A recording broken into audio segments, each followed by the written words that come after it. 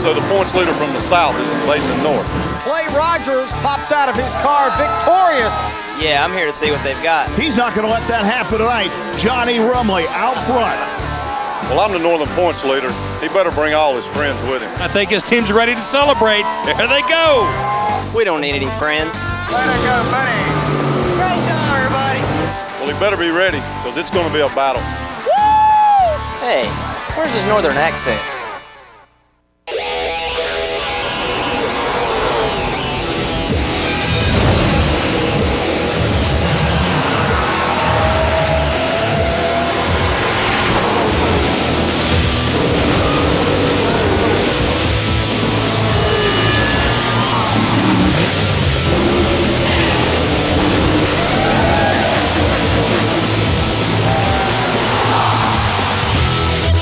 USAR Hooters Pro Cup Series action coming to you tonight from Mansfield Motorsports Speedway. Fans rolling in by the thousands, already over 10,000 people in this state-of-the-art facility in Mansfield, Ohio. Tonight, it's the Pepsi 250, presented by Bullet Motorsports. This is the 9th race of the 12 races to make up the regular season of the Northern Division. Hi, everybody. I'm Gene Crane, along with Scott Sutherland. We're up topside, and Stephen Cox will cover all the action down on pit road. Preparations being made inside the pit area, and fans in the grandstand area being greeted by the Hooters girls, as well as an on-track driver autograph session where they had a chance to get autographs and get an up-close look at the cars they're going to see in action tonight. This is a state-of-the-art facility that will see another visit, championship visit, later on in the season. Scott, let's take a look at Mansfield Motorsports Speedway. Well, it's a typical half mile, good straightaways, good corners. There's a couple things I really like about this racetrack. It's the wide open pit area. When you come to make your pit stops, a lot of room there. But this progressive banking, we're going to see 2 wide, maybe 3 wide racing here tonight. Great place for these drivers to get after it. The inaugural visit of the USAR Hooters Pro Cup Series last year saw Advanced Auto Parts pole qualifying rained out. So the record was established earlier today, and Stephen Cox is with our pole sitter. The 66 car of Benny Gordon on an absolute tear this year. Benny's the only guy to have won a race in both the North and the South Series. Now you come in here and you're looking really good. I know you've done some work on your shock package recently, but can you put your finger on any one thing that's really put you to the front? Well, we've been working on our shocks, but it's a whole package and it's a whole team effort. I got a great group of guys that have been with me for a long time. Predator Performance, my new team owners, the Raybucks, Murray's Ford, they're backing us, and also Advanced Auto Parts. I'd like to thank them for putting the pole money up. So tonight, you're going to see a couple of different grooves tonight. I think it's going to be some good hard racing. There's a lot of fast cars, probably 10 cars that can win this race here tonight, 10, 15 cars. And if guys are fast, I'm going to let them go, get to that halfway, tune this thing, and come back second half strong and try to make it 3 wins. So Benny Gordon, our Advanced Auto Parts pole sitter, setting the track record at 105.646 miles per hour. And he alluded to the fact that there's maybe 10 or 15 cars that have an opportunity to win this race. And you know what? This thing is escalating. Each week we see new guys rising to the top. A strong field of cars here tonight. It's time to get things underway. Gentlemen, start your engines. Steve Burdick and Tom Hunt from Pepsi Mansfield Bottling Company giving the command, and 36 cars rumble to life here at Mansfield Motorsports Speedway. 250 laps in tonight's Pepsi 250. And Scott, this is looking to be a real good one shaping up. Well, I'm not surprised. Well, the race is going to be fantastic, but just think of the Pepsi Colas we're going to sell in the grandstand. Oh, there is a lot of people here tonight. And actually, they've delayed the start of the race just a little bit because so many fans are still coming into Mansfield Motorsports Speedway. So getting a little bit of a late start here, but nonetheless, they're going to enjoy the show. They're going to see here some northern competitors, some southern competitors, and it's going to happen all over again on October 9th with the second of the 5 championship races right back here at Mansfield. Well, these fans are used to coming in. There's only like 3,000 or 4,000 people on their regular events. Now they come in, there's almost 3 times that here tonight. You better get here early when we come back for the championship Field race. rolling off for the first of those 5 pace laps before we see a green flag go in the air. Scott, let's take a look at our Jack Rue Sauce's weather. Well, first of all, we had a little bit of sprinkling last night, a little bit this morning. Turned out to be a nice afternoon, a little bit warm, a little bit humid. On track temperature 98 degrees. That does create a little bit of a problem for crew chiefs trying to figure out what these tires are going to do as it starts to cool off tonight. But we're looking for a great night tonight here at Mansfield. And that was a look at the Mansfield Reformatory used in the movie Shawshank Redemption, just within a stone's throw of Mansfield Motorsports Speedway. A look at our naturally fresh starting grid, and Benny Gordon setting that new track record, 105.646 miles an hour. He is joined by the man that's dominated the Advanced Auto Parts poll, Johnny Rumley. Second row, Jeff Agnew in the 73 car, and Jason McClellan is able to get back from adversity with the number 3 car. Danny O'Quinn Jr. up from the Southern Division, starts on the inside of row number 3, and the defending champion of this race, Eric Corbett, on the outside in his 75 car. Leading rookie Gary St. Amant in car number 11 on the inside of row number 4, and Marty Lindley's car number 16 to the outside of him. In the 5th row, rookie Sam Falone starts on the inside, and veteran Glenn Gall back at his home state racing the number 32.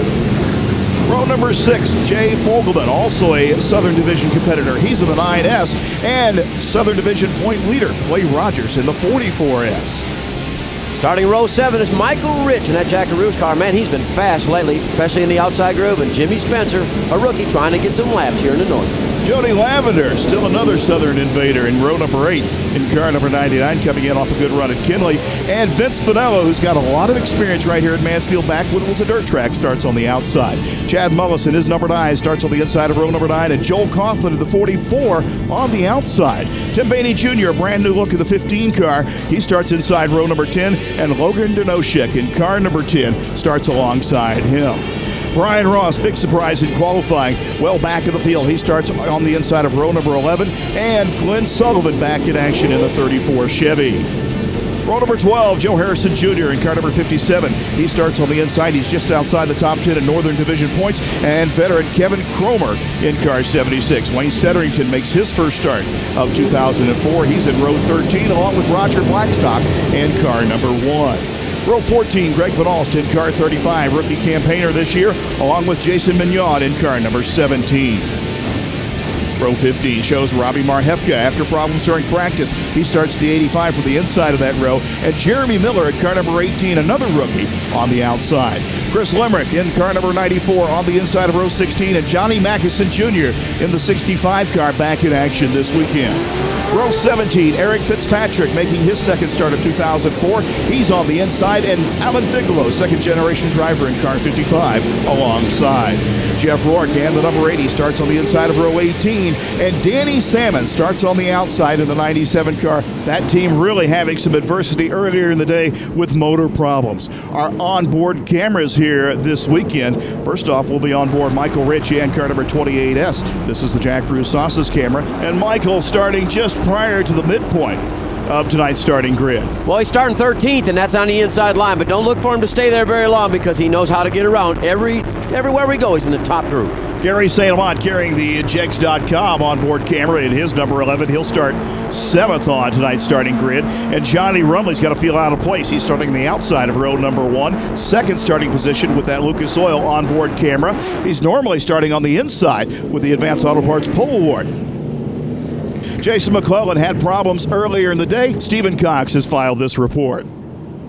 This may be the story of the day, Gene. I want you to know that Jason McClellan went out in practice this morning and realized that after 3 laps, he couldn't take the car out of gear anymore. The thing actually wouldn't physically move, so they brought it in, they checked it out, and they realized that they had frozen the entire transmission. They changed the tranny okay, but missed all of practice. Well, they came back out for qualifying and put it on the outside of row 2. A phenomenal run for Jason, who, by the way, is still looking for his first ever win in Pro Cup racing. Well, Jason's job's going to be a little bit tougher because he was late for the driver autograph session. So Jason, along with 8 other drivers who for various infractions will start shotgun on tonight's starting field. Scott, that's a tall order. Yeah, it's going to be very difficult. You got a strong field of cars here, and there's a bunch of them out there, but Jason can get it done. Derek Zedeker from Pepsi Mansfield Bottling Company, waving the green flag and getting tonight's Pepsi 250 underway and on the start. Looks like Benny Gordon getting it done from the inside row, but Johnny Rumley has not given up. Well, I actually like starting from the outside here. I think it's a little bit of an advantage. You have cold tires, air pressure isn't up, you got that progressive banking. I think Johnny can make a heck of a move up there. Rumley and Gordon continue their battle deep in the field, almost 4 wide out of turn 4. Here's the battle for the lead. Rumley from the outside. Looks like he's got a nose out in front when they hit turn 3. Oh, that 66 car, the first couple laps, he's very loose right in the middle of the corner, and that's a sign of this. Tire's just not up to temperature yet. Benny Gordon went to victory lane 2 weeks ago at Ranford, Virginia at Motor Mile Speedway. He gives up the point to Johnny Rumley in that Lucas Oil Chevrolet, the Predator Performance Ford, back to second as they work their way off at turn 4 once again. And Eric Corbett, that Larry's and Son Ford, running in 3rd position. Well, we've been waiting for Eric Corbett to kind of get going this year. You know, he had that victory here last year. Maybe this is one of those places, if you really like, you can get after it. This was one race Eric Corbett was not going to miss this year, was the return to Mansfield Motorsports Speedway. Jeff Agnew rides in 4th. As we take a look back, there's Glenn Galt. He's had a phenomenal year so far. He is trailed by the point leader from the Southern Division, Clay Rogers, and Danny O'Quinn, who currently runs 8th in that Southern Division point standing. You talk about a team that's really turned it around, and you got to go to Danny O'Quinn. Those guys are really coming together, especially at the right time of the year. Top 6 cars. Here's that lead battle once again. Benny Gordon continues to drive the car in low since the introduction of this particular chassis back at Lake Erie Speedway, 6 weeks ago. This car has been phenomenal. It's been to victory lane. He's run 2nd, he's run 3rd, he's won races. This car does not know how to run anywhere but in the top 5. Gordon continues to duck that car to the bottom side. Well, they've done some extra work in the front suspension of this race car. That car really cuts well at the middle and still accelerates up off the corner. That's the reason this car is so good, and he really likes driving it. Jeff Rourke going a lap down. Here's the battle for 3rd. Jeff Agnew dives to the inside, gets a run in the middle of the corner, but it is Eric Corbett from the outside, still very, very strong. And it's early in the race, and they're showing you how many grooves there is already at this racetrack. I'm wondering what it's going to be like. If we get 75 laps on these tires, these guys get moving around, there's no telling how high they're going to be running. Corbett using that outside line, again Agnew, and that's common with Jeff Agnew. We see him quite a bit, ducking the car down to the bottom, actually trying to turn the car using the flat, the safety apron, and a caution. Oh. We've got a caution. Chad Mullis, car number 9, going around. The Mullis Well Drilling Ford in trouble here early on this evening. Mullis has got a strong race car, but bad luck continues to plague him here this year. We'll be back with more action from right here at Mansfield right after this. The USAR Hooters Pro Cup Series is brought to you by Hooters, the cure for the common restaurant. Lucas Oil, the official lubricant of USAR. Miller Lite. Grab a Miller Lite. It's Miller time. Top your salad with preservative-free, naturally fresh salad dressing. Look for it in your supermarket's produce section. Don't forget to sign up for the Team Hooters Challenge. You can win $500. That's right, girls, and rolling the dice here this evening is Brad Bowers from Medina, Ohio.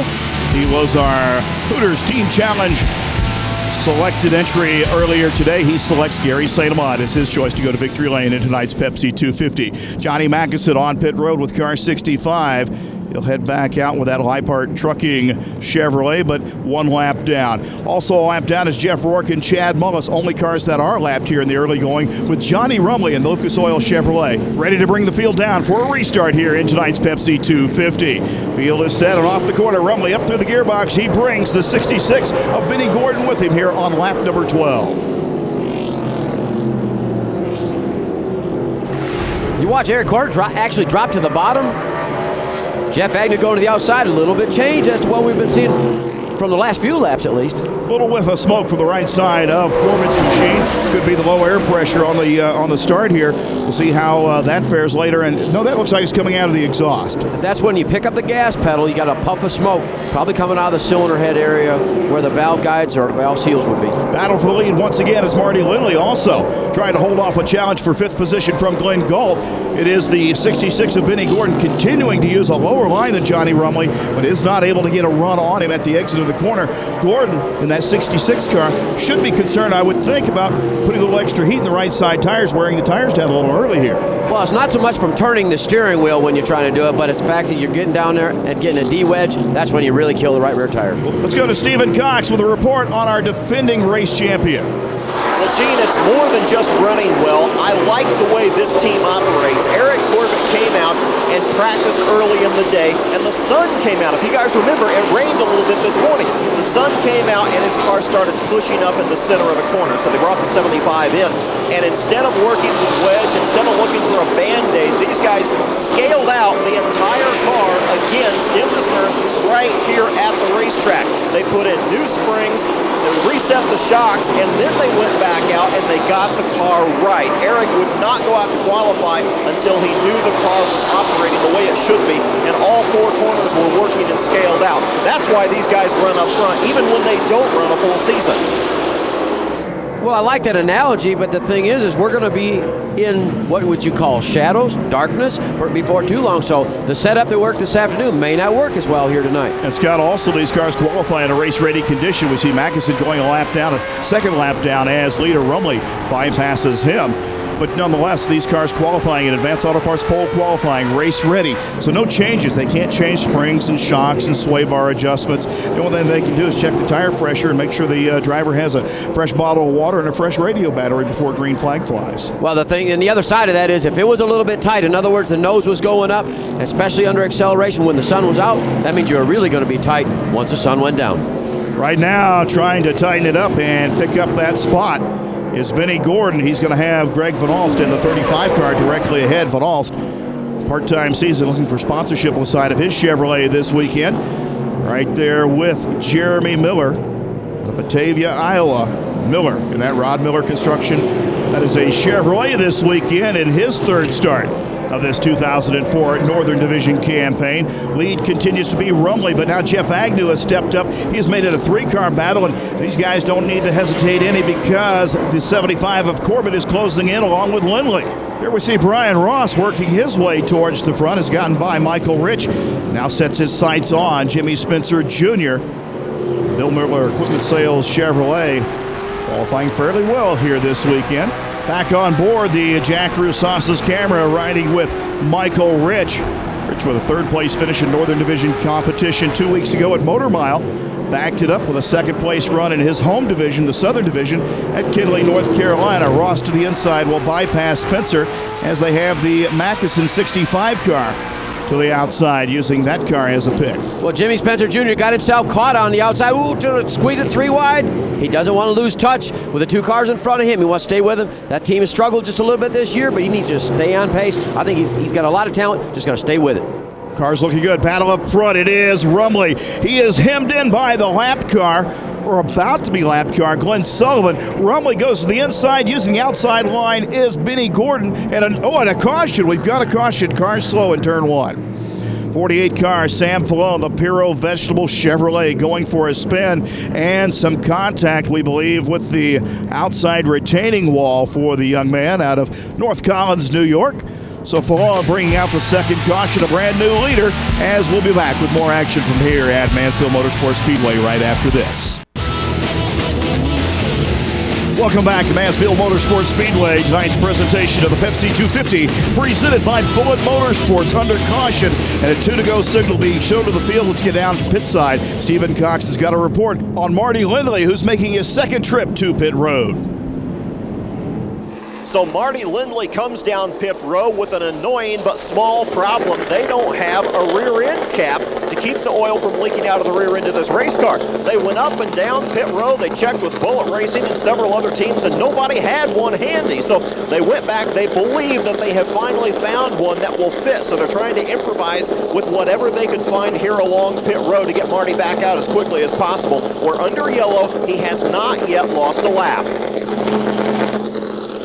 What they're trying to do, there's a tank that actually you put the grease in to fill the rear end, and it also has a vent on it. They're trying to get a cap on top of that thing that must have come off somewhere during the course of during the competition. They've got to get that thing sealed back up. And also we saw the jack stand slid underneath that race car. One of the rules of the Pro Cup Series, even during practice, nobody goes under a race car without a helmet and without that jack stand. Restart.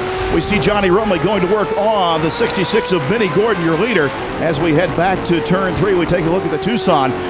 leaderboard here. 35 laps of the 250 complete so far. Danny O'Quinn Jr. holding inside the top 10. St. Amant, quiet run so far today. He is 8. Fogelman and Kaufman rounding out your top 10. Here's Jeff Agnew, third place position. Trying to take it to Johnny Rumley. Pair of drivers that knew that Motor Mile Speedway very well 2 weeks ago.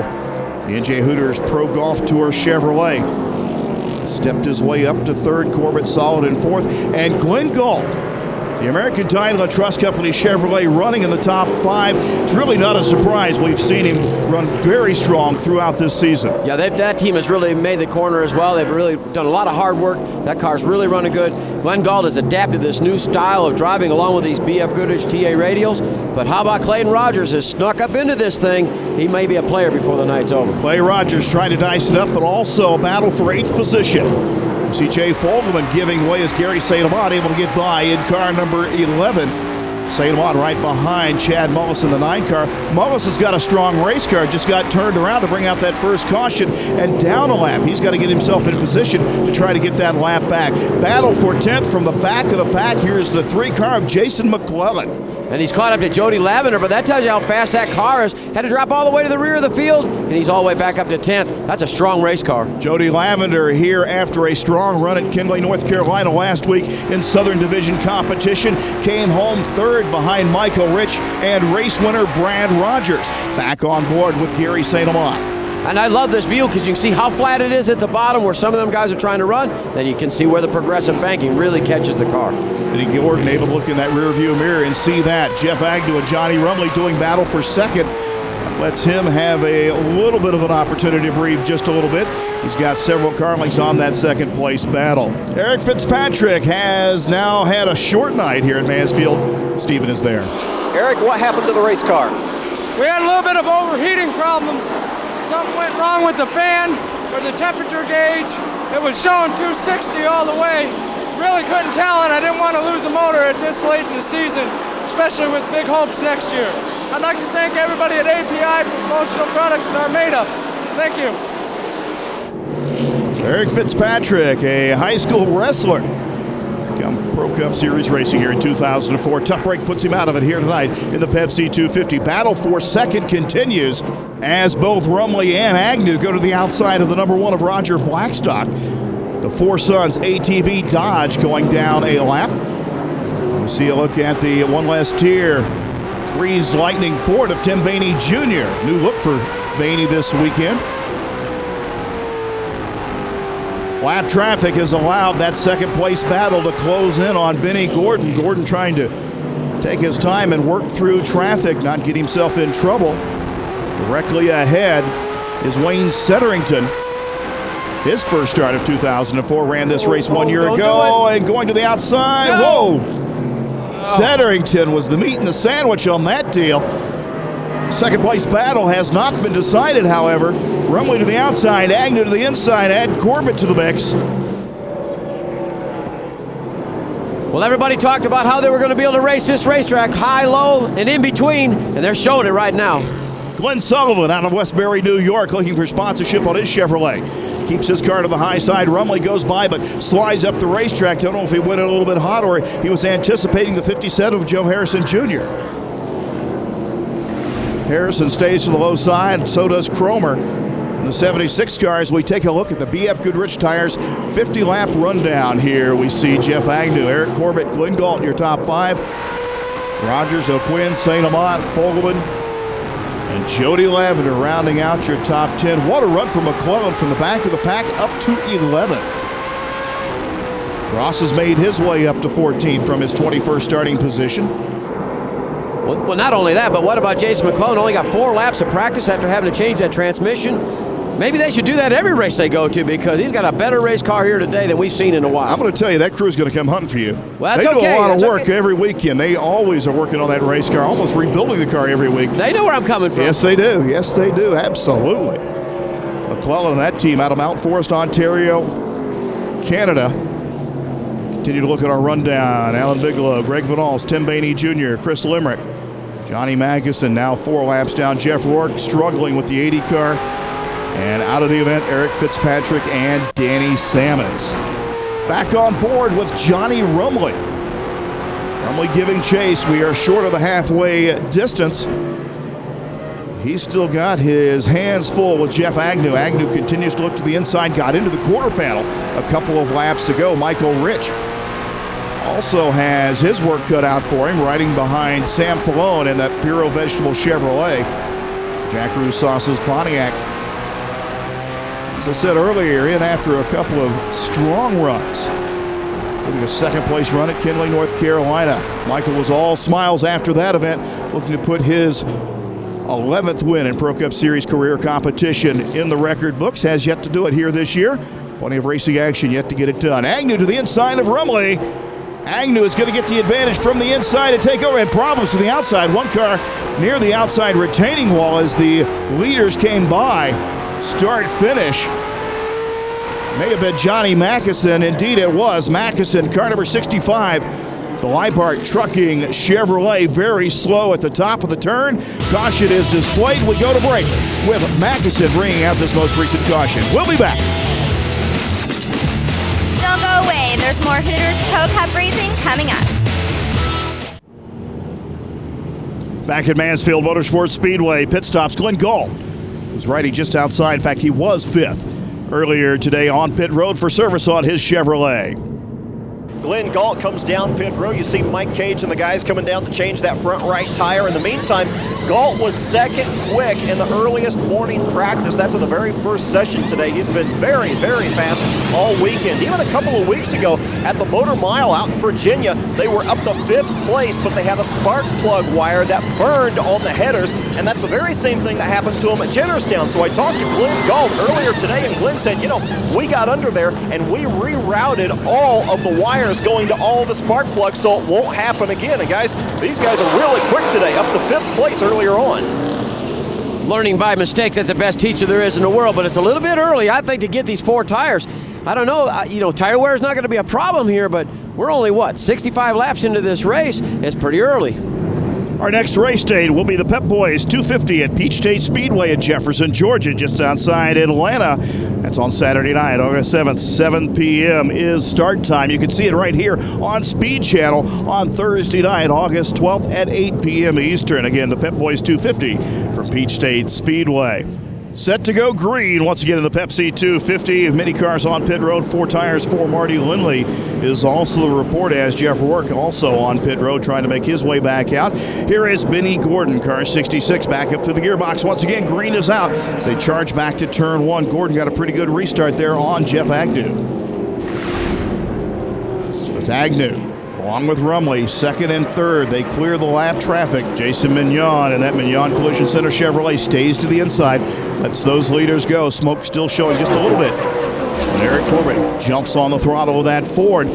Clay Rogers in the 44 car. Starting to step up just a little bit. Still short of the halfway point. Track position could be an important issue with those cars that have come down pit road, Scott. Well, I think that's what they're playing it for. You know, you're inside that window where you don't need any more fuel. You can make it to the end, and if the tire wear is not a problem, remember they did come with a little bit harder compound here with this BEF Goodrich TA radial, so I don't think they're going to have a tire issue. But sometimes you just get yourself out of sequence. Track position might be the whole thing here, though. They might have made the play that really does a difference. And there you're looking at him, Glenn Galt. Heavy traffic around Glenn Galt with Marty Lindley just ahead. Swinging to the outside of the 18 of Jeremy Miller. They'll also go by the 76 of Kevin Cromer. Chris Limerick also staying to the inside. Continue to work through that traffic. This is a tedious point of the race for drivers that do come to pit road because you've got to get by that traffic. Logan Yernoshek also down to the inside. Timmy Cahuth took over crew chief duties for Joel Kaufman, and Stephen Cox is with him. What did the team do on Joel's last stop? Well, it's a little bit early, but we figured if we start working on the chassis, you know, everybody's going to stop and get anywhere for tires, and we can beat most of them on pit road. So we're just going to do some adjustments now early and then get our 4 later. And I like that analogy. If your car's not working quite right, go ahead and make a couple adjustments now early. You're really not going to hurt anything other than being bottled up in this track position with the lapped over cars in the back. That's the only thing that can be a problem. But if you work on your car, get it working better, then you get the 4 tires later, then you got a good hot rod. Well, the proof is in the pudding right there. Kaufman able to work his way around Marty Lindley. See Tim Bainey Jr., as we said, a new look for that 15 car for Bainey this weekend. One last here. And Johnny Rumley going for a ride. Rumley around, caution is out. Turn 4 is where everything came unraveled. Johnny Mackison, the lap car, also involved. Rumley squares it away and gets underway, but that's something you don't see very often, Scott. No, you can bet he had just a little bit of help, but and there's another thing you can bet. Johnny Rumley's not real happy right now. Man, that's taking it right out from underneath you. Looking at the nose of that race car as it pulled away, looked like some of the tape torn away. There's Rumley going for a slide. Looks like quite a few cars sliding around. There may be something in that corner. Here's a look. Oh, man, I saw the right front wheel lock up on Mackison's cars. He went into the corner, got on the brakes real hard. The right front wheel hit and slammed into him. Jack up the left side, put a jack stand on it, and pull the spring rubber. Don't change the tire. No. Wow, what a turn of events. They're not going to change the tires, but they're going to yank out a spring rubber. The car must be a little bit too tight. They're going to yank that rubber out of the left rear. Jody Lavender and Clay Rogers also on pit road. Let's head to the pits and Stephen Cox. So Johnny Rumley gets himself involved in an altercation on the racetrack. They're going to come in and take this opportunity to pull a left rear spring rubber. They say that the car is just a little bit tight. You got to go to the back of the pack anyway, so now's a perfect opportunity to do it. That is why they're waiting to get that jack stand under the cars. It turns out they didn't need it. The spring rubber is out, and Johnny will be out of here as soon as he gets this adjustment. You know, as fast as that car is, he's still not liking it because they pulled a spring rubber. You just saw him take a turn of wedge out of the left rear. It's a lot tighter than what he really wants, and evidently they think as the sun goes down, it cools off. It's going to get tighter and tighter as the night progresses on. So adjustments for Rumley. Another stop for Marty Lindley. Spotters watching as we get back to competition at Mansfield. We'll be back right after this. Mansfield Motorsports Speedway, Johnny Rumley in the spin cycle in turn 4. The reason for our most recent caution here in tonight's Pepsi 250 presented by Bullet Motorsports. Rumley collected in the left rear quarter panel. Around he went. Well, what's amazing is everybody else got around. There was no more contact, so heads up on all the drivers. But you know what?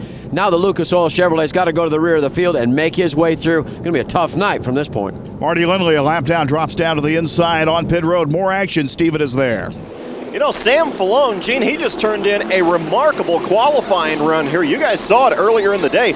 Really on top of his game. They're going to come in and take on right side tires. They're also going to work a chassis adjustment. And while Sam's in, let me tell you, they had a nightmare on their hands earlier in the day. They had a miss in the engine that they could not find. Well, they finally got that problem solved. And when they did, they found out that the chassis was pretty much dead on. So these guys have a really good shot at probably one of their best finishes ever.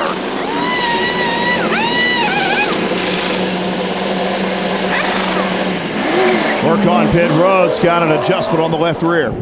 Yeah, but what I was looking at was the damage on the right front corner. You could see where the sheet metal and the fender had been kinked back just a little bit. I hope he didn't get into some with the right front, maybe knock the toe off or, you know, bend a ball joint, something goofy. Crowd ready for the restart here, and Falone qualifying 9th earlier today has been outside the top 10. He's got to work his way back from the back of the field. Benny Gordon for the restart gives Jason Mignon plenty of room to the inside. Agnew in that second spot on the restart again.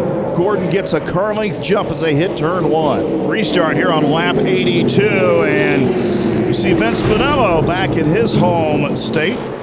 His old stomping grounds here when he ran dirt late models. Finello in the Ohio Valley Oscars Auto Body Chevrolet. Returning home for action in the 31S. Now hails out from Homewood, Georgia. He'll be in action in the Southern Division Peach State Speedway 1 week from now.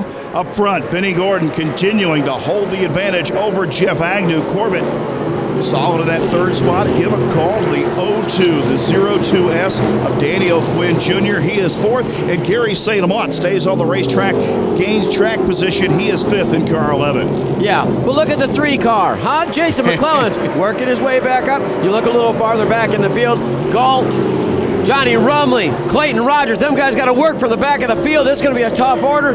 How about the 9 car? Jay Fogelman come from the south. He's running good too. Gary St. Amant running 5th, and earlier today we talked to him about the banking here at Mansfield. You know, the banking here kind of offers more different grooves of racing, I feel like. You know, down in 1 and 2, I feel like the main groove that the cars are going to want to be in is probably the upper groove. And down in 3 and 4, you know, you can pretty much run on the bottom, middle, and upper groove in 3 and 4. So, you know, I think you're right as far as the car definitely has to turn in the middle, just as IRP is. But there's a lot more room to find a groove here than IRP. Whoa, you see Jeff Agnew ducking down pit road, but I like the way he analyzes this place. Yes, there's a lot of room. You can run low, you can run high. Might run different on one end to the other end, and that's a great way to go after this racetrack, to be aggressive at this racetrack. Find that line that your race car really works.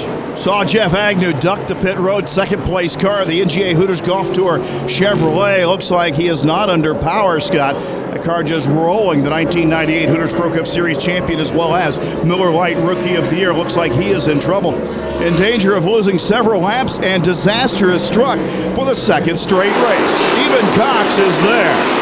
Doug Weddle stands by. All he can do is hold his hands up on the air. Moments ago, my cameraman Richard Campbell said, "Hey, what happened?" Before we could even get over there, Doug just raised his hands and said, "We blew up." Second straight race, Jeff Agnew has had problems, and Agnew was only 1 point ahead of Gary St. Amant coming into this event in 4th position. Gary St. Amant now is in 4th position in this race, but it was the point battle that we're talking about. Agnew stands to lose big time as he was in the top 5. You know, to be in the top part of the point standings, you've got to finish races. That's the whole key to the racing in general. And you know what? They've really had a tough time the last couple here. Man. St. Amant able to hold off the battle and the challenge from Jay Fogelman, that V2 oil Ford. 9S now makes its way in the top 5 as Agnew is headed to pit road. In that point battle, Scott, we had big trouble. Limerick in trouble with the 94 car. It's like everybody able to get by without incident, but it looked pretty scary there for just a moment. I was going to say, the point battle, there are 2 battles separated by 1 point inside the top 5. Agnew was one of them with Gary St. Amant, Marty Lindley, and Benny Gordon, also separated by 1 point. Stephen Cox is with Jeff Agnew, who appears to be our most recent retiree. Well, the terrible luck continues once again for Jeff Agnew. Jeff, I know you had an excellent race car tonight. Was it the engine, I presume? I threw the oil pump belt and started seizing up. I don't know. I don't know what you're supposed to do to buy a little bit of luck, but we've had a good, if not a better car than most all year, and we just can't seem to buy a win or just buy a good finish. But we'll just go home and work on it and come back next week. Jeff Agnew able to score his only win of 2004 so far this year at Kilcare Speedway with Benny Gordon, our leader. Now we'll take a look at our top 5 leaderboard in tonight's Pepsi 250 here at Mansfield Motorsports Speedway as a large capacity crowd looks on. We're back at the Mansfield Motorsports Speedway. Tonight's presentation of the Pepsi 250 presented by Bullet Motorsports. Gene Crane, Scott Sutherland, and Stephen Cox bringing you all the action of this Northern Division USAR Hooters Pro Cup Series Tour. Action on pit road. Glenn Galt, Johnny Rumley, 44 of Joel Kaufman, along with the 99 of Jody Lavender and Gary St. Amant, all coming for service on pit road. Kaufman stops over in turn 4. Stephen Cox is awaiting Johnny Rumley in the Lucas Oil Chevrolet as the rest of the field comes in for that service. Well, Johnny Rumley comes back in. You see Tiny Moore and Eric Davis working on the right side of the race car. Now, they've already come in one time, and this has been probably 30 laps ago. They came in, and they took out a left rear spring rubber. So Johnny says the car's handling a bit better. However, it's worth it to come in and take those extra tires right now. They're going to take on all 4, give up pit position, and here we are, guys, on lap number 96. He comes in, takes on fuel, gets full service, and Johnny Rumley is ready to go the distance. Well, he's ready to get after it. You have to start in the rear. He's got 4 brand new tires, but we saw Glenn Galt come in. He got 4 earlier, made a wedge adjustment. Here comes the 11 of St. Amant. He's out, has his 4 tires. These guys are ready to go to the end now. Shuffling in the lineup here as many of our front runners have come to pit road, with the exception of Benny Gordon. He stays on the speedway and is your leader. Here's Jay Fogelman, the 9S on pit road, putting a couple of turns a wedge. On the right side of that race car, Jason McClellan's crew, they haven't stopped working all day long. Right side tires, the BF Goodrich radials bolted onto that car. Now they go to the left side. Let's take a look at the point standings. Johnny Rumley comes into tonight's race at 54-point advantage over Marty Lindley. Lindley a lap down and maybe 2 laps down after his problems on pit road with the oil cap. Benny Gordon in third in points. And Jeff Agnew with a blown engine, really going to shake this up here before we leave here tonight. It'll be quite a tumble. Lindley and Agnew both having problems here this evening. Benny Gordon on the restart here on lap number 99. He stayed on the track, did not come to pit road. As we close in on that Lucas Oil Halfway Leader Award, Eric Corbett along with the 0-2 of Danny O'Quinn Jr. and Michael Rich all staying on the speedway and not electing to come to pit road. How about Jimmy Spencer? Give him a call because he's putting in a whale of a race.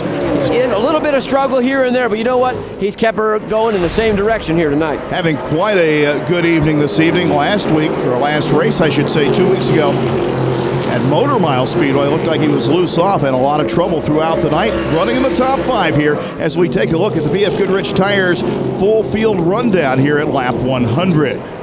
Logan Dernoshek, what a run for the 10 car.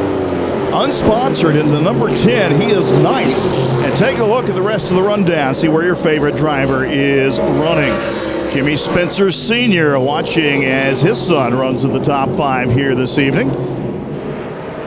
Battle for not position in the race standings, but on the racetrack. Marty Lindley trying to get back one of the 2 laps that he is down. Well, he's got a really good race car, and it just shows right there, you know, he would technically be 5th in line. He's got a good enough race car to stay with these guys. The tough part is getting back on that lead lap. See that Kevin Cromer has also retired with the 76 car. Tough break for Cromer. Marty Lindley came out of the box very strong, won the opening event at South Boston Speedway, where this series will roll to next for Hooters Pro Cup Series Northern Division competition. Jay Fogelman going down the lap. Problems for the 9S. Got off of pit road on the late side. Difficulties on pit road. The V2 Oil Ford now down the lap. Eric Corbett in the 75 machine trying to catch up to the 9S and keep lap traffic from being between himself and Benny Gordon. 0-2S. Boy, I tell you, these Northern Division competitors sure know about Danny O'Quinn Jr. O'Quinn picking up his first series win at Lonesome Pine Raceway early in the season. The Northern Division has yet to win a Southern Division event. As a battle for 5th develops, we see Brian Ross from 21st starting position has made his way up. He is being challenged by the 44S. That's Clay Rogers. Rogers, little slip as he went in the corner. And Jimmy Spencer's hanging right there. Now, I'm telling you, he's got a good race car here tonight. Jimmy Spencer holds his line, makes Brian Ross look to the inside, bind the car up just a little bit. Spencer hangs on to the spot. Jody Lavender in the H&R Block 4, the 99 car, trying to get by Sam Falone, and Glenn Galt is right back there in the mix. Ross in that energy drink Ford continues to put the pressure on Spencer, but Rogers watches all the action. Clay Rogers leading in the Southern Division points, makes the trek up here. Earlier today, we talked to him about coming up here to Mansfield. Oh, well, this is a championship series race at the end of the year. I know the weather's going to change a lot, but we've been wanting to come run a northern race. We missed New River due to some problems we had at a previous test. So we just wanted to come up here and see what these guys got and see if we can learn something for when we come back when it counts. All these Southern drivers are here today because of the fact they need some experience at this racetrack. They want to get their feet wet. They want to be ready for that championship race when they get back here. Of course, 5 championship races make up the, problems out there. Jody Lavender almost in big time trouble, gathers it up. Contact with Brian Ross as he dove to the inside of Jimmy Spencer Jr. Everybody ran out of time. Ross gets by Spencer. And now Glenn Galt's going to step up and try to get by. What I was going to talk about is those 5 championship races. There's more than $1 million in championship point fund money on the line, and the road to that championship first starts at Jennerstown Speedway on September 25th, but the second stop is right here on October 9th. Folks, make your plans to be here. It's going to be a wild one when we put both divisions together. Now, when you're talking that kind of money, you got to do your homework, and this is a part of doing your homework, having your race car prepared and knowing where you're going to head when you get here. Jody Lavender really having to use the right front fender of that 99 car to try to work his way by Chad Mullis. Can make it happen. Johnny Rumley now He's going to look to the outside groove as they work up off of turn number 4. Back on board with Gary St. Amant right behind Johnny Rumley. Working the traffic, trying to make their way back to the front after coming to pit road just prior to the halfway point of tonight's Pepsi 250.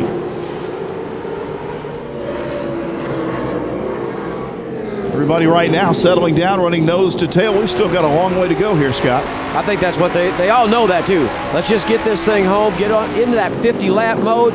When we get there, then we can go back to racing. Right now they're just making laps, trying to figure out what they've got for a race car for the end of the race. We'll head to break with these looks through the lenses of our onboard cameras. We'll be back with more from right here at Mansfield.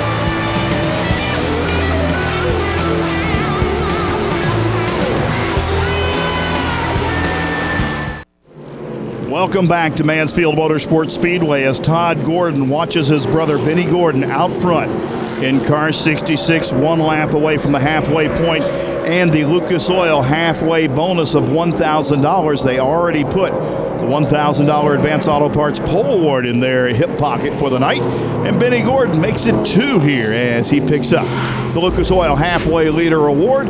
101 laps led with 2 lead changes for Benny Gordon and that Predator Performance Ford.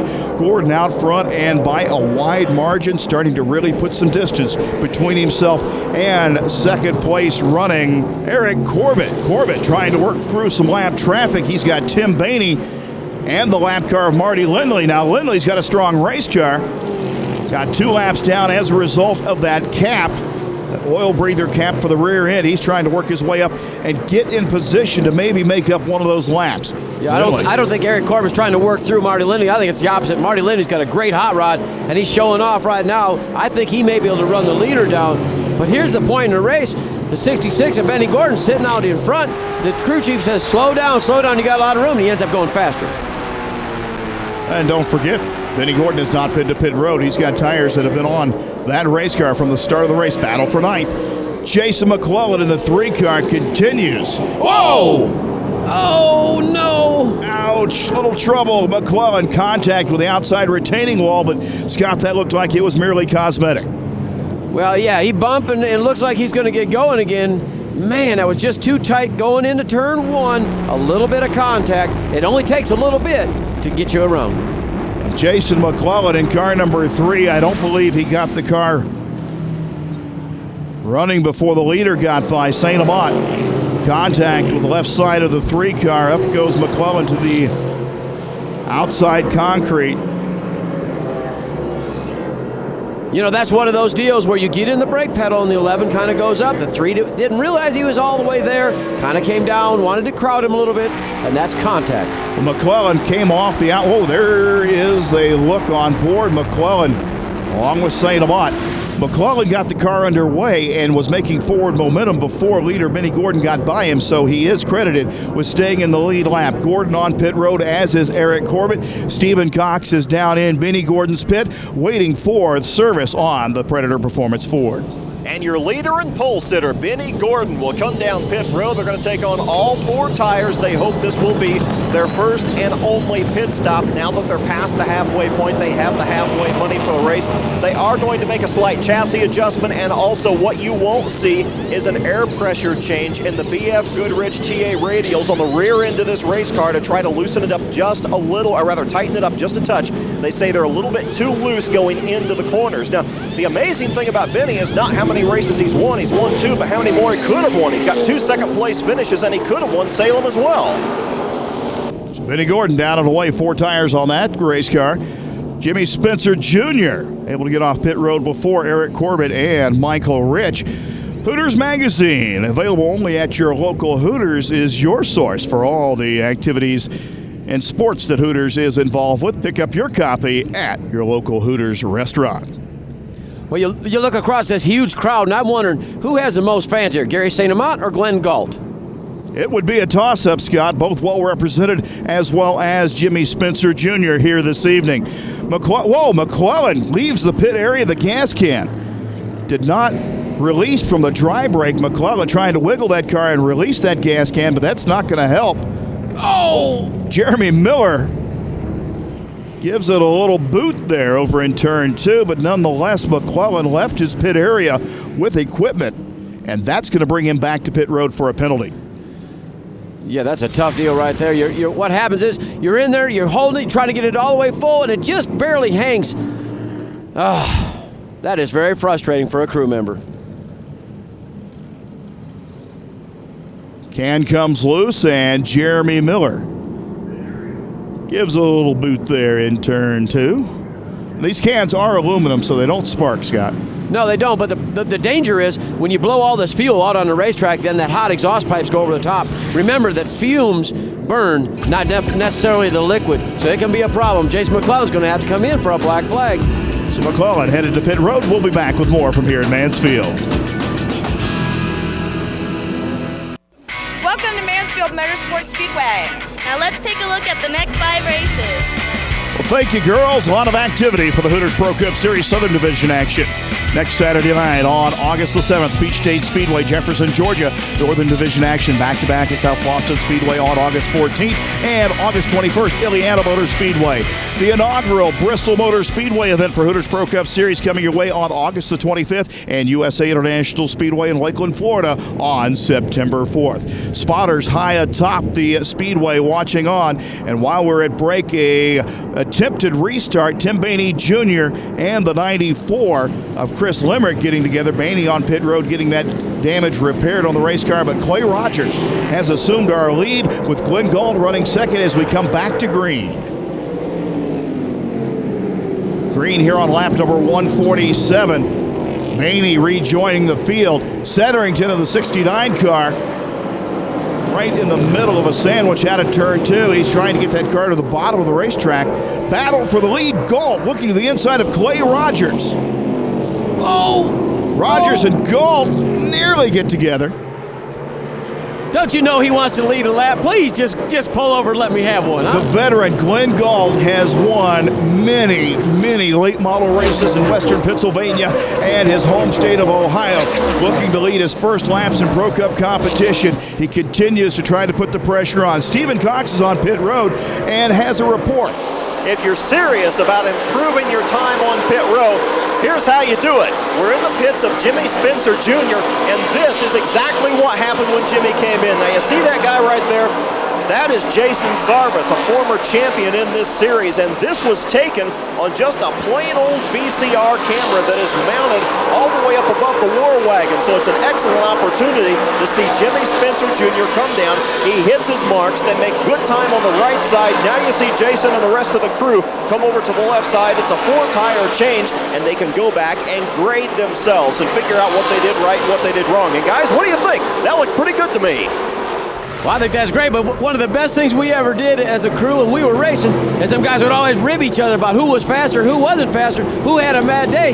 There it is. The proof's in the pudding when you run that baby. And you know, Jason Sarvis out there on pit road actually servicing the race car. That's going to help him understand more when he gets back behind the wheel of the race car. Brian Ross putting the pressure on Glenn Gauld for second. Ross, that energy drink forward, really had to woe it down hard on the brakes into the corner. Almost swapped ends with him as he continues that battle. Yeah, he got in the brakes really hard. Looks like he's got a lot of rear brake. That's what a lot of these guys are fighting, a tight race car. They're pulling in rear brake in order to make that thing turn. He really climbed on the binders hard, and that thing really wiggled. Lucky he didn't get out from underneath him. Your BF Goodrich Tires full field rundown at lap 150, scrolling across the top of your screen. Battle is for second, and Jody Lavender, a good pit stop on pit road for the 99 car. It's got Lavender in the 99S, a Southern Division competitor, also up here checking out the speedway for that championship series. He is in contention right now, running fourth. And the 8-car, Johnny Rumley, the Lucas Oil Chevrolet, is climbing back up in this thing as well. And that car is very good. They've made a couple of changes. They got those tires on it, and that car's coming back to life. Glenn Gauld's bid for the lead has right now taken a back seat as he is being pressured by Brian Ross. Now Ross has got company. Lavender's going to look to the inside, drops the car down to the inside. Johnny Rumley with the best seat in the house for that particular battle as they head down to turn 3. He's going to elect to stay to the high side as Lavender continues to challenge low. And this time, caution, we've got problems. Report is caution is out for debris in turn 2. There's an early report of some lead on the racetrack, so they'll get that cleaned up. Let's take a look at our running order as we leave you and head to break here at Mansfield.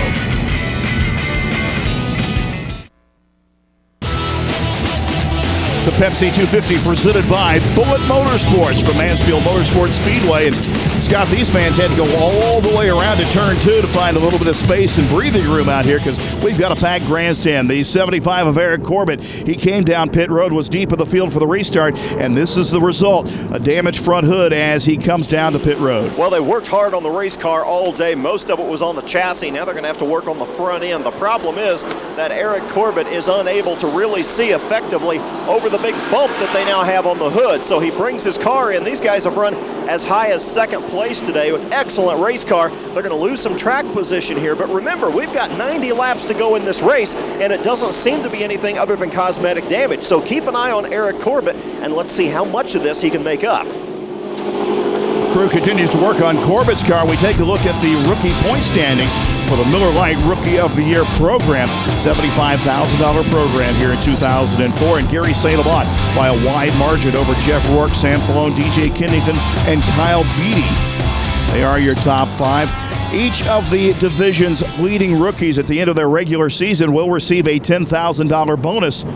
And at the end of the year, the 5 championship races, a $25,000 payday for the Miller Lite Rookie of the Year. Of course, add to it that $1,000 bonus at each and every race for the highest finishing rookie.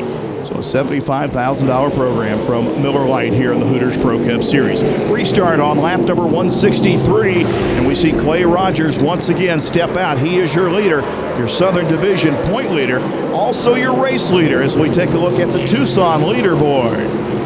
Yeah, but Glenn Galt, he just wants to get up there and play with him just a little bit. He wants to lead a couple of laps. And more importantly, he'd love to win a race. So what you're trying to do right now is figure out what to do with the race car, keep good track position, but not burn your tires up for later in the race. Glenn Galt, at 57 years of age, has 43 career starts in the Pro Cup Series. To lead a lap and score a win, I've got a feeling it's not too far off. He's on my short list of those drivers overdue. Add Jason McClellan and Danny Sammons and a few others to that list. Heavy traffic as Rumley tries to find a way around. Jody Lavender has not been able to find that answer. At 57 years old, aren't most guys out there hoeing the garden and picking tomatoes and do that thing? And this guy's in 100-degree, 150-degree heat inside of a race car. And Scott, this sport will make an old man out of you quick, but Glenn Galt has found the reversing process. He's had a great run throughout 2004. We've got caution Limerick. Looks like he may have exploded an engine headed to the pit area and behind the wall. But nonetheless, Glenn Galt has put in a tremendous performance so far this year.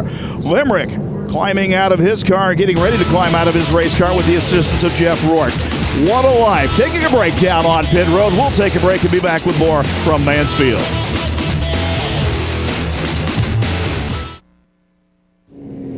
A look at the 12,000 plus that have made their way into Mansfield Motorsports Speedway for tonight's Northern Division Hooters Pro Cup Series.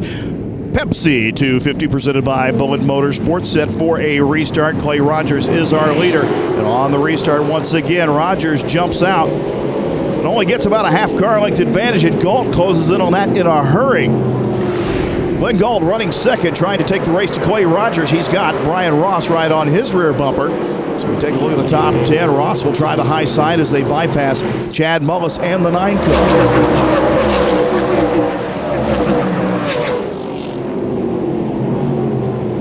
Johnny Rumley spun earlier, has recovered in that Lucas Oil Chevrolet.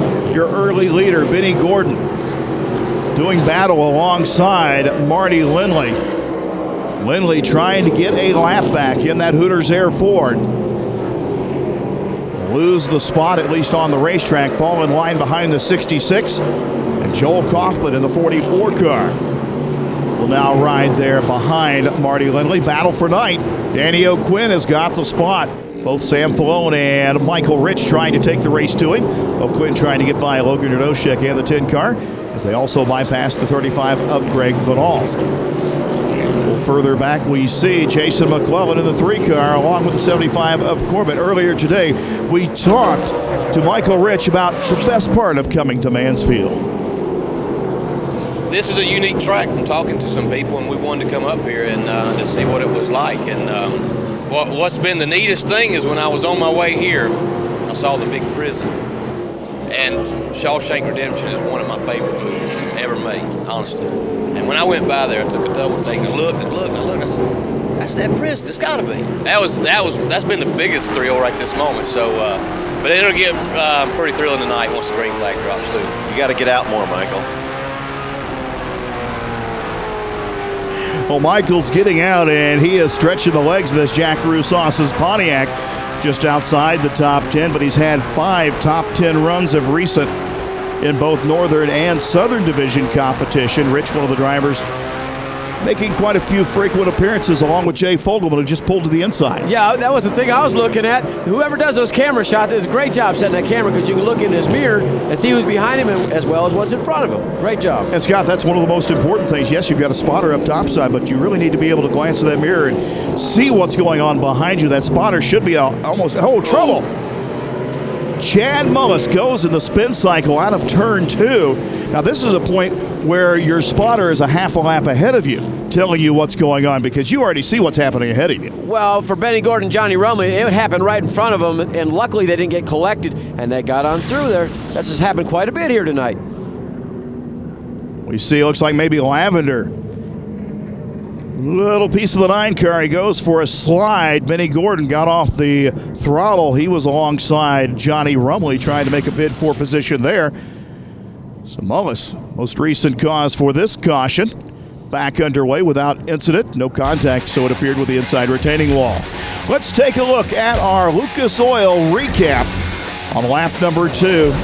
Battle for the lead. Johnny Rumley from the outside of the front row. Your Advanced Auto Parts pole sitter was Benny Gordon, but Rumley motors around the outside to take the point. Lap number 26 in traffic.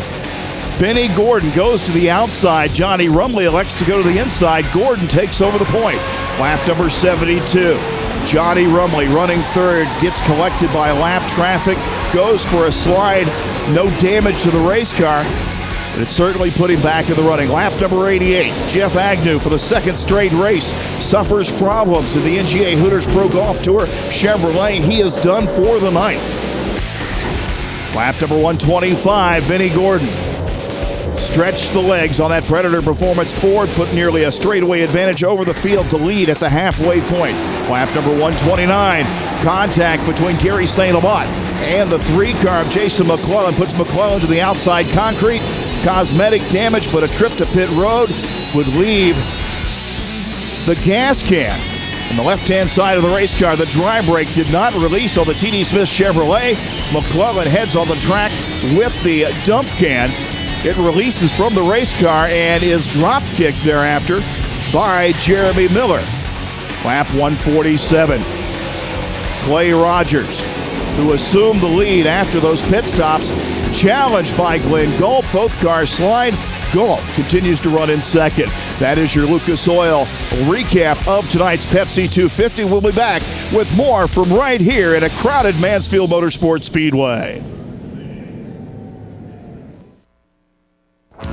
The intensity starting to ratchet up here at Mansfield Motorsports Speedway, and Speed Channel's coverage of tonight's Pepsi 250 restart coming your way. Lindley trying to get another lap back from your leader, Clay Rogers, on the restart here on lap 185.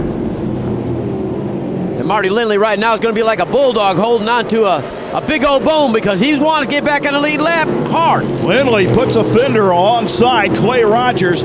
They bump and slide for just a minute. Now Lindley's going to nose his way in and find some running room between Rogers and second place Glenn Galt. Here comes Galt. He's got a challenge. It was Ross looking to the inside that time into the corner. Well, Marty Lindley's car has to use that upper groove. He cannot run really good on the bottom. I watched on the last restart. Once he moved up, his car really got going.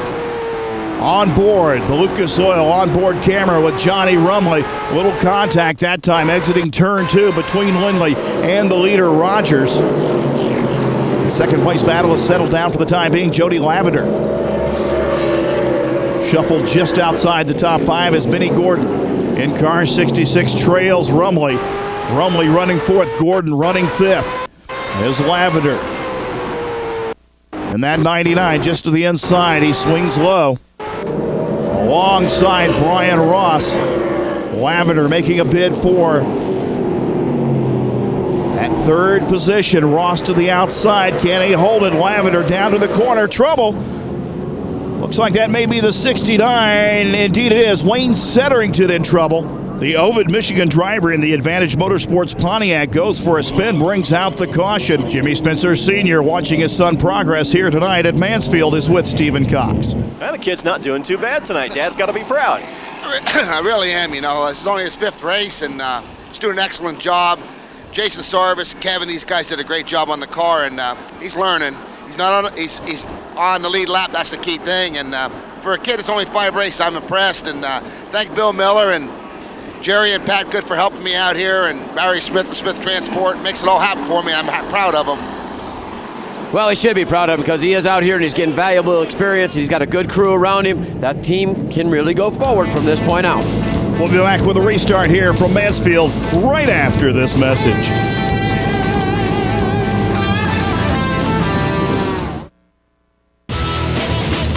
Set for a restart for tonight's Pepsi 250 presented by Bullet Motorsports. Clay Rogers in command of the event as we get down to decide who is going to take the winner's check home from Mansfield Motorsports Speedway. Rogers ready for the restart with Glenn Galt glued to that rear bumper. Lindley from the inside still trying to get that lap back. And Lindley down in the corner. Still can't quite get around Rogers. Rogers hangs tough on the outside. Into the corner this time. Lindley, whoa!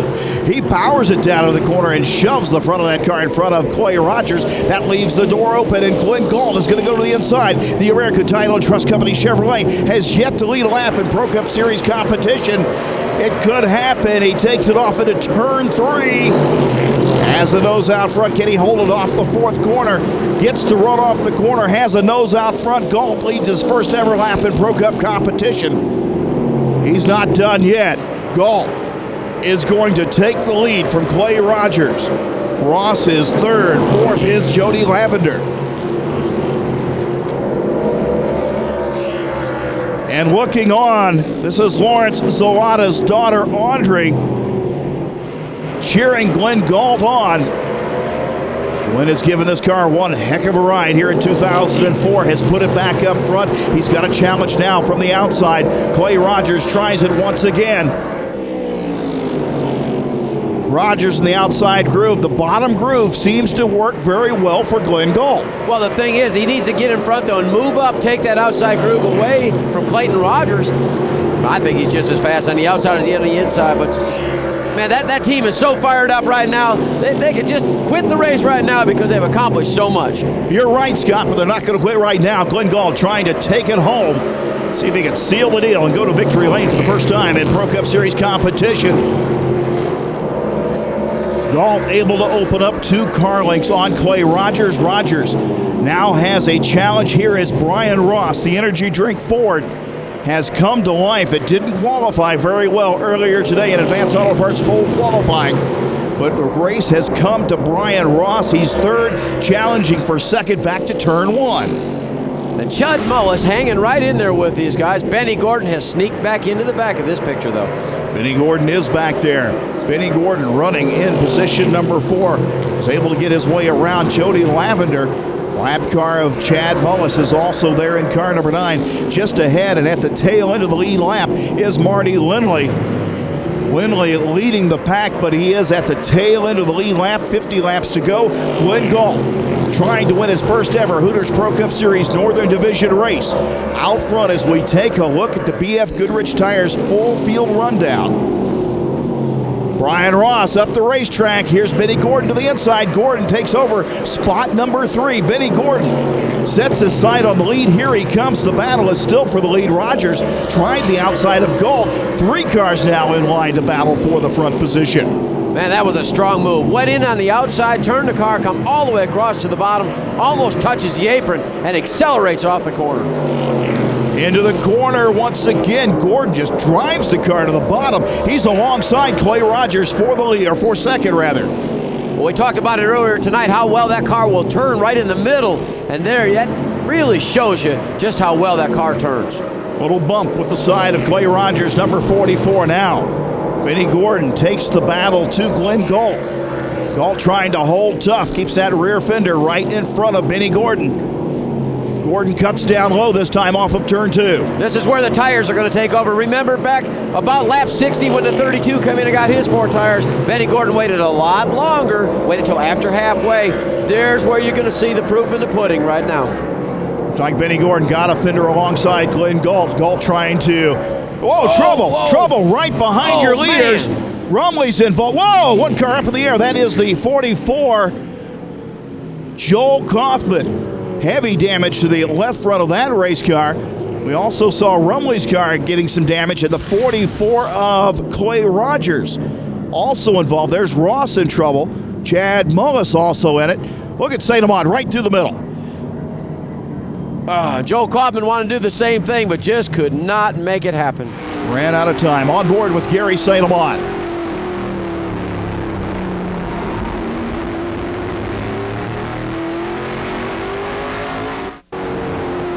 Now with Johnny Rumley, nowhere to go. Rumley into the back of Chad Mullis. Some contact with Clay Rogers. And there we saw off to the left-hand side, Kaufman of the 44 car, the black 44 car, the Northern Division car, making the contact with Rumley's car. Brian Ross on pit road. As Clay Rogers pulls in, Stephen Cox is in Ross's pit. So in his brand new ride with Premier Motorsports, we have Brian Ross on pit road right now, trying desperately to fix the damage on the right side of that race car. Brian started all the way back in 21st position, and the amazing thing was I spoke to him on the grid just moments before we fired engines to start today's race, and he said, look, we got in some oil because we had to qualify first, but we were very quick. In fact, he said they were trying to pass Benny Gordon in practice today. That tells you how quick this car can be. Change of complexion here in the Pepsi 250. Work continues in the pit area. We'll be back with more as we continue to get towards checkered flag time here tonight at Mansfield.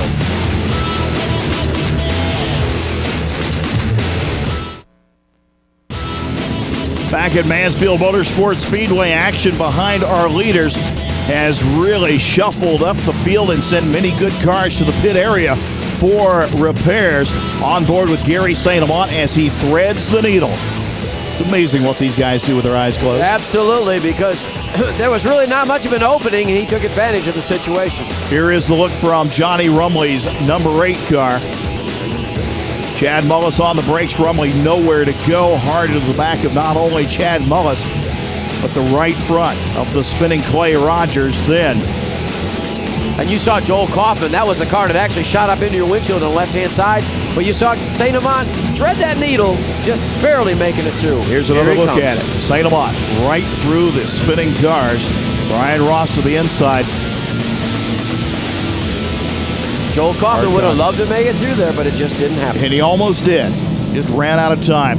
Rumley on pit road. Your point leader coming into this race is on pit road, and Stephen Cox is there. Johnny Rumley with big problems. You can see steam and smoke coming out both ends of this race car. The front end, however, is where the fluid leakage is coming from.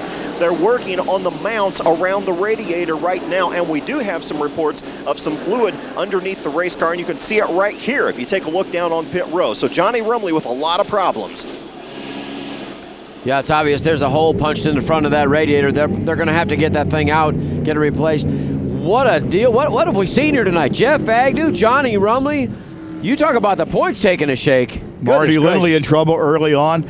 Leader is Glenn Galt, but Clay Rogers, Southern Division Invader, is out of the race. He is with Stephen Cox. Clay, you came up here for a good race and you had a great car. Tell me about what happened on the track. 16 knocks the left front fender in, trying to get it another lap back. You know, sorry he had bad luck tonight, but can't trust him anytime you race against him. 68 turned us around there. The 32 run us up in the loose stuff. The 66 run us way out in the loose stuff, so they better enjoy it while it lasts, because we're going to be beefing up the bumper bars and stuff when it comes around this place for the championship races, because this is bullcrap. I mean, it's so hard to pass people, you know. I guess these northern cats just think you can drive into anybody. I mean, you don't matter if you're 2 laps down, 5 laps down. Marty run me up in the marbles 3 laps in a row. Hell, I think I had a right front tire going down, but what do you do trying to stay out and win the race? But he'll get his, you know. It's all right. I guess it's safe to assume that the gauntlet has been thrown, wouldn't you say? Well, the gauntlet, yeah, it has been set out there, but we've got a Galt out front. Glenn Galt, car 32, ready to restart and bring the field back to green with Benny Gordon, the 66 car, lined up right behind him, and Jody Lavender avoided all that melee along with the 11 car of St. Amant. Lavender third, St. Amant fourth, and Daniel Quinn, 2 Southern Division cars in the top 5 for the restart here on lap 216. On the start right away, Benny Gordon goes low on Galt. Well, they went into the corner, and Benny Gordon just turns the car down. Because we went into a caution, you have colder tires. The fresher, colder tires usually going to win the race, and that is the case. So Gordon takes over the spot from Glenn Galt. Galt back to second spot, still having a fantastic run here at Mansfield Motorsports Park. Race shaping up for third. Jody Lavender, 6, 7, maybe 8 car lengths back. He's trying to hold off Gary St. Amant, and St. Amant knows the 02 of O'Quinn. He can get the job done as well. He's done it once this year in Northern Division competition. Although he is a Southern competitor, his only win comes here in the Northern Division, that at Lonesome Pine Speedway. Gary St. Amant running in 4th position behind Jody Lavender. Lavender here after a 3rd place finish 1 week ago at Kinley in Southern Division action. So Lavender's had a good couple of weeks. Absolutely. And remember that tremendous crash they had back in Concord where his car started on fire. Ever since then, they've rebuilt their program and really come along. Field bypasses Bigelow. We talked to Benny Gordon about his late season confidence coming into this event. Oh, it plays a lot. I mean, when you come with a good mindset that, you know, you have two seconds and 2 wins, you know, your mind's thinking you're going to be up front, and your car, you're getting confidence in your car and what you can and can't do in the car. So, you know, when I'm coming to the races now, I'm looking to run in that top 3, you know, and I'm happy to run in the top 3. I'm not looking to win every race, but I'm here to win every race. So, you know, just as long as we stay in that top 3 and keep our points where going into the championship series, we're in contentions. Obviously, we'd like to win the North Championship, but if we don't, we'll be going after the overall championship, and it's going to be a heck of a championship series. I'm excited for it.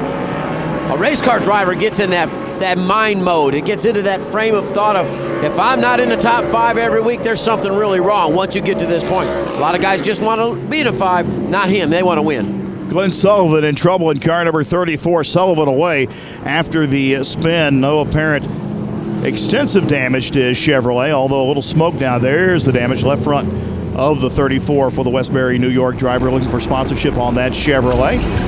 So Sullivan brings out this caution. We'll leave you with this look of your leaders of the Pepsi 250 from here at Mansfield.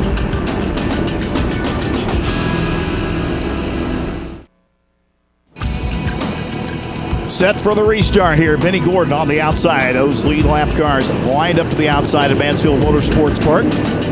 Trying to decide tonight's Pepsi 250 presented by Bullet Motorsports. Gordon on the restart. Man, what a shot he got out of the hole that time, Scott. Car length and a half over second place, Glenn Galt. Yeah, his car is very good, and the bad part for the rest of the field is the more laps we put down, the better his car is getting, or the worse they're getting. But either way, it's a hot rod. Woo. 22 laps to go. 22 laps remaining. Benny Gordon getting the job done. Sliced back up through the field, bypassed Glenn Galt. Galt running solid in second. So don't discount the run that Glenn Galt has had here this evening. Excellent run. The Hubbard, Ohio driver. Third is Jody Lavender, who came up to get a little experience before the championship race here in early October. Let's take a look at our Miller Lite rookie of the race rundown. Gary St. Amant running 4th. Falone is 9th. Spencer 11th. Dernoshek hanging tough with a 10 car. St. Amant riding behind. Jody Lavender pulls along to the outside of Chad Mullis. You can see some of the damage from that most recent caution on the 9 car. Danny O'Quinn, that Homesteader Trailer Chevrolet, also swinging by the lap car of Chad Mullis. St. Amant right now does not seem to be able to close in on Jody Lavender. a race car driver, they'll move around the racetrack. They're trying to hunt a line that they can make some progression on the guy in front of them. But in the danger of that, if you find the wrong line, you lose to the guy behind you. So you got to be so careful to try to go forward and not make a mistake. And that's what these guys are trying to do at this late in the race. You can't afford to give up 1 or 2 positions. V2 Oil 9S of Jay Fogelman rides on the rear bumper of Danny O'Quinn Jr. Jay Fogelman and that 9S just outside the top 5, as is the car right behind him, Jason McClellan. Car number 3, what a run and what a day they've had after transmission problems and starting at the tail of the pack. Well, yeah, that's an up and down. I mean, how much more of a yo-yo string can you be on? You go out there, you get 4 laps of practice, you change the transmission, you qualify 4th, miss the driver's autograph session, got to go to the rear of the field, get spun out, still got to go back there again. Now they're all the way back in, knocking on the top 5. Great job by that team and Jason McClellan. Indeed it is. Danny O'Quinn trying to stay in the top 5, covers the groove and keeps Jay Fogelman behind him. Meanwhile, appears that Jody Lavender, he might be creeping in on the rear bumper of the 32 car, but ever so slightly. Out front, Benny Gordon, though, really putting some distance now between himself and the 32 car. Benny Gordon, a good 15 car lengths between himself and Glenn Galt. Here is Fogelman still trying to size up O'Quinn and the 02. Nothing there, but Gary St. Amant has also reeled in the 99. 12 laps to go, and the battle seemed to be developing for 3rd and 4th, 5th, 6th, and 7th. Here is McClellan taking a look to the inside of Fogelman's car. Lap car of Greg Van Ault's going to come into play, and Johnny Rumley, involved in that incident down on pit road, has brought his car in for service. Looks like that car may be terminal, a lot of smoke. In fact, Rumley rolling right past his pit area. A lot of smoke out of the exhaust pipe, Scott. Oh, man, that internally, that thing is kapoosh, as they say. And here's your points leader on pit road. Oh, man, what a turn of events here tonight. Benny Gordon came into this event 3rd in points. He could very well come out the point leader or very close to it. Galt still solid in that 2nd position. Battle shaping up, I would think, for 3rd spot. Lavender still holds on to the spot. St. Amant is 4th. I don't know. Actually, the 99's closed up to the 32. They keep moving around the racetrack. They're hunting a line. They're trying to get some momentum going. They don't want to give up anything at this point. Working by traffic, and we could see the smoke from the pit area. And Johnny Rumley's number 8, the Lucas Oil Chevrolet, looks like it is done for the night. Michael Rich of the 28S running just outside the top 5. He is in 8th position. Rich, that Jack Roussos' Pontiac has put in a good performance as well. Field goes around and will bypass Tim Bainey Jr., the Grease Lightning Ford. Joe Harrison Jr. in the 57 car, the Karnak.com Chevrolet down to the inside, and Robbie Marhefka, Pennsylvania driver, sponsored by the Rock and Roll Group. The Clarks having a good run. Looks like he's going to make it to the end here tonight. Logging laps and getting more experience here in the Hooters Pro Cup Series. Good night for Marhefka after having a push rod break in that engine earlier today during practice. This is the battle just outside the top 5. O'Quinn has got 5th. Jay Fogelman and Jason McClellan trying to look to the inside. Laps running down. Benny Gordon is trying to run away and hide. Glenn Galt's got 2nd. Battle starting to shape up. Lavender's on his horse. Lavender trying to close the distance. Well, I'm looking at O'Quinn, Fogelman, McClellan. Them guys are really going to get after it here. We got, 4 laps left to go. The bridles are off now. It's time to get after it. Lavender has run down the 32 car of Glenn Galt. Can he do anything with the Chevrolet driver? Laps running down. Lavender tries to look to the inside. Car slides up. No. Trouble. Setterington takes a slide after the 85 of Marhefka. Spins. Spin down in turn 3. Marhefka was running 16th in the Clark's Chevrolet. Setterington also going around. Apparently no contact. Well, there's the contact. Joe Harrison Jr. Looks like he has contacted the outside retaining wall in turn 3. Here's another look at it. Harrison up into the wall. Several cars going around, including Marty Lindley bypassing the incident. So a late race caution, green, white, and checker coming up. Single file restart. We'll be back with more and the finish from here at Mansfield. Speed Channel's coverage of the Pepsi 250 presented by Bullet Motorsports at a packed house here at Mansfield Motorsports Speedway. It's getting down to a green-white checker finish here tonight, Scott. Benny Gordon was the leader. Galt can close in on the distance, but Galt has had his own challenges. Well, it sure is, but these are true race fans because nobody's left yet. They want to see how this thing's going to come out. Green, white, and checker. We have gone beyond the 250 scheduled laps. Here is Gordon up through the gearbox. Restart on lap 252. And Danny O'Quinn gets a run. He's going to challenge to the outside of St. Amant. That battle for fifth heats up. Benny Gordon by himself. Oh, that's an aggressive move to do that. I mean, we're only a lap away. Get out on the outside. You don't want it, off the wall. O'Quinn giving it everything he's got to try to wrestle fourth away from Gary St. Amant. If he picks the wrong line, Jay Fogelman or Jason McClellan can pounce. Here is Benny Gordon, car 66, working his way through the corner. Gordon off of turn 4, down to checkers. Benny Gordon is going to win tonight's Pepsi 250, presented by Bullet Motorsports. Gordon makes it 2 in a row. And further back, O'Quinn able to sneak by and capture that fourth position from Gary St. Amant. Glenn Galt, outstanding run, his best ever finish. Second here to your winner, Benny Gordon. We'll be right back.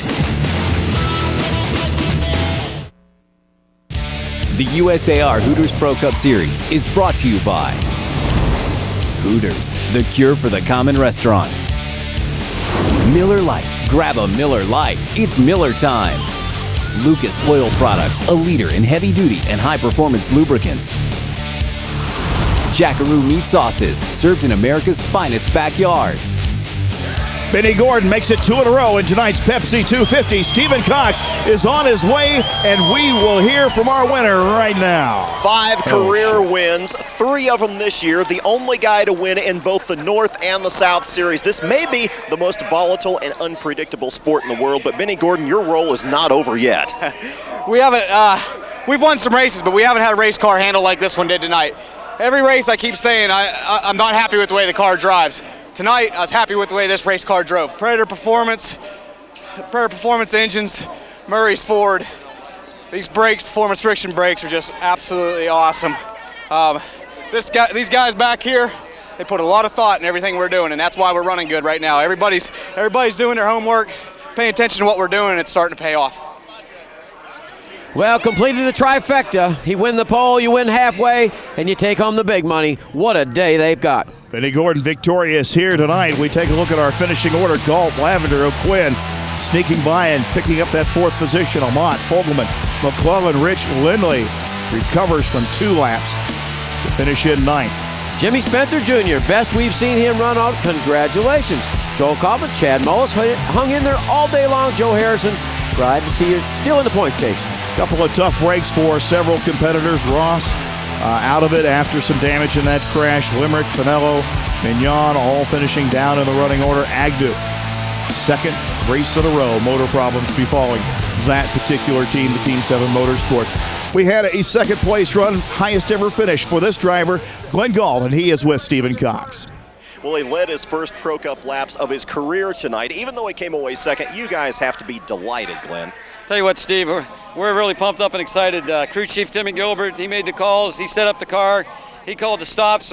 We did an early stop just for fuel and later, or for tires, and later on for fuel, and worked right out for us, got us up front. Hey, I led a Hooters Cup race. I was having fun out there. I want to do it again. What's it like running point? I'll tell you, it's great. I mean, we had a heck of a car here tonight. Hunter motor was pulling real good. Car got tight on us on long runs, so I was really glad to see that restart. Green, white, checkered at the end. I'm really glad to see it. I knew I'd be good for 5 laps, and that's all we needed. Glenn Galt very happy after his second place run. Point standings, big shuffle. Johnny Rumley tumbles from the top spot. Benny Gordon up front by 32 points. Lindley will come to a 3rd position. Agnew also tumbles to 5th. Yeah, really tough race for Jeff Agnew in that team, man. Your Miller Lite Rookie of the Race is Gary St. Amant. He picks up the $1,000 award with his 5th place finish. 3rd place finish was Jody Lavender, and he is with Stephen Cox. Now, what was it, 15, 16 yellows? It was too many for this guy. Jody Lavender, you had a great car, but you needed longer runs, did you not? Yeah, we had a great car. Unfortunately, I think I made the wrong selection on my transmission ratios, and we were awful on the restarts, and it really just took the car 10 or 15 laps to get going. For some reason, the way I set these cars up, it's always like that. They're not fast on the short runs, and with the amount of cautions we were having, that really hurt us. But if we ever could have got a long green flag run, we definitely, I don't say definitely, but I feel like we could have got to second and got up there and raced with Benny on a long run. But we didn't qualify as good as we should have, so we had a little problem during qualifying. I think there was some oil on the track or something. Crew chief Jerry Babb, he made a great call, bringing us in early, getting the track position we needed, and unfortunately, at the end of the race, we were on older tires, but the car never gave up. It kept digging, and I kept digging. So, like I said, I think we're getting our season turned around, and all we need is a couple more positions. We're going to win one of these races. Lavender also picks up the Hooters Pro Cup hard charger for tonight's race. Started 15th, finished third, a gain of 12 positions for Jody Lavender. Victory Lane celebrations continue for your winner, Benny Gordon, in tonight's Pepsi 250 presented by Bullet Motorsports. Your next race date is the Pep Boys 250 at Peach State Speedway in Jefferson, Georgia on Saturday night, August 7th at 7 p.m. If you can't be there, tune in right here on Speed Channel for Thursday night, August the 12th, 8 p.m. Eastern Time. Once again, the Pep Boys 250 from Peach State Speedway. It's been an action-packed race here at Mansfield Motorsports Park. Log on to speedtv.com for all your racing information. Our thanks go out to all the folks that help make it happen here at the racetrack, including Racing Electronics, provider of our racing communications. Bragg Environmental, the official spill absorbent of the USAR. Best Golf Cars, provider of our at-track transportation. My thanks to my broadcast partner, Scott Sutherland, here in the booth, and Stephen Cox down on pit road. We leave you with final views of Victory Lane burnouts by Benny Gordon. More Hooters Pro Cup Series competition coming your way. Make your plans to be at a track near you real soon. I'm Gene Crane. Good night, everybody. We'll see you at the races.